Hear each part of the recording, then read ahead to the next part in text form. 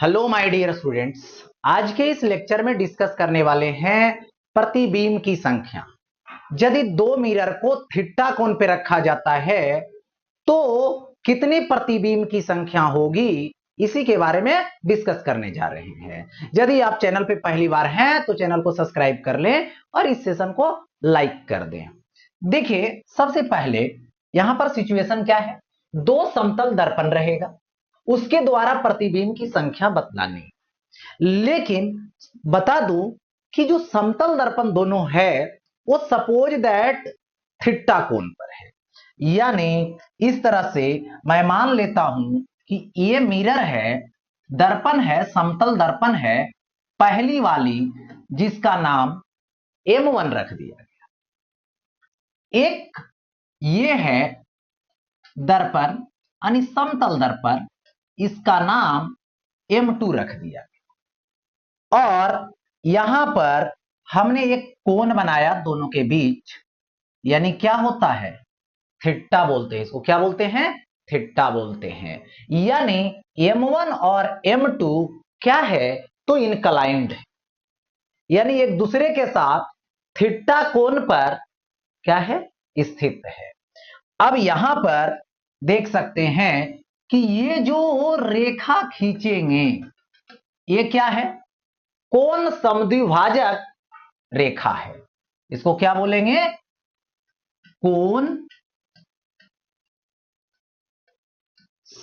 समद्विभाजक, कोण समद्विभाजक बोलेंगे इसको। अब देखिए, वस्तु को हमें रखना है तो वस्तु को रखेंगे यहां पर, तो इसको क्या बोलिएगा, कोण समद्विभाजक पर। किस पर रखेंगे, कोण समद्विभाजक पर रखेंगे। और इसको यहां पर जब रखेंगे तो इसको बोला जाएगा कोण समद्विभाजक से हट करके रखना। इसको क्या बोलेंगे, कोण समद्विभाजक से हट करके रखना। यानी दो तरीके से कहीं भी रखेंगे, आ तो कोण समद्विभाजक पर रखेंगे या तो कोण समद्विभाजक से हटाकर रखेंगे। यही दो तरह की स्थिति उत्पन्न हो सकती है। किसके लिए, वस्तु के लिए, किसके सापेक्ष, इन दोनों समतल दर्पण के सापेक्ष। तो बारी बारी से यहां पर कुछ कंडीशंस आएंगे, कुछ स्थितियां आएगी जो इस तरीके का है। तो सबसे पहली वाली जो स्थिति है, ठीक है, मान लेता हूं यदि 360 डिग्री बाई थीटा, ठीक है, यानी 360 डिग्री बाई थीटा सम संख्याओं, क्या हो, सम हो, ठीक है, जैसे 4 हो गया, 6 हो गया, 8 हो गया, इस तरीके से। कौन, 360 बाई थीटा। तो यहां पर देखिए, प्रति बिंबों की संख्या n बराबर 360 डिग्री बाई थीटा माइनस 1 होगा यहां से। और ये क्या चीज, सभी स्थिति के लिए, सभी स्थिति के लिए दैट मीन्स क्या, या तो कोण समद्विभाजक पर रखो या तो कोण समद्विभाजक से हटकर रखो, कोई फर्क नहीं पड़ता है। यदि सम संख्या आ रहा है तब 360 बाई थीटा, तो प्रतिबिंबों की संख्या 360 डिग्री बाई थीटा माइनस 1 होगा। सभी स्थिति के लिए कहीं भी रखिए, कोई फर्क नहीं पड़ने वाला है। अच्छा, अब देखिए, यही सेकेंड स्थिति आती है। तो सेकेंड में देखिए क्या है, यदि 360 डिग्री बाई थीटा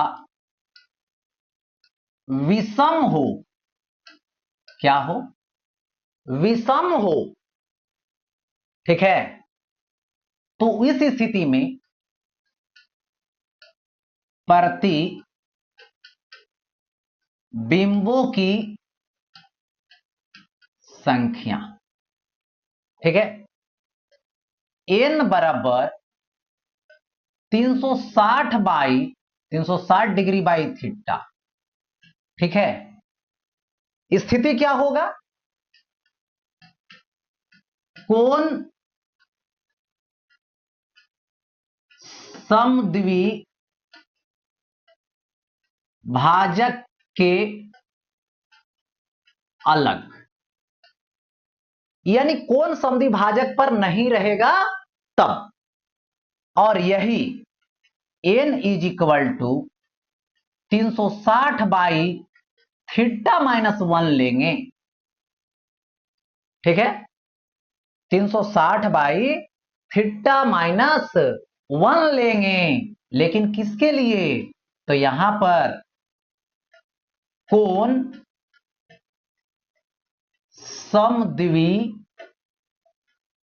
भाजक पर।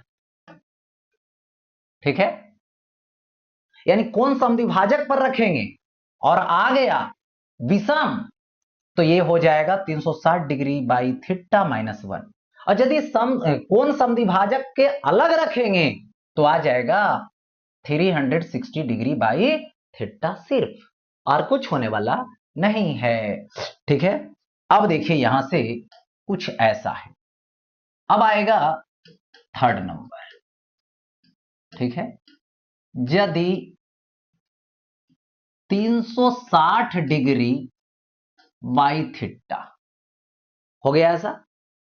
ठीक है, यदि 360 डिग्री बाई थीटा भिन्न हो गया, भिन्न हो तो प्रतिबिंब की संख्या भिन्न का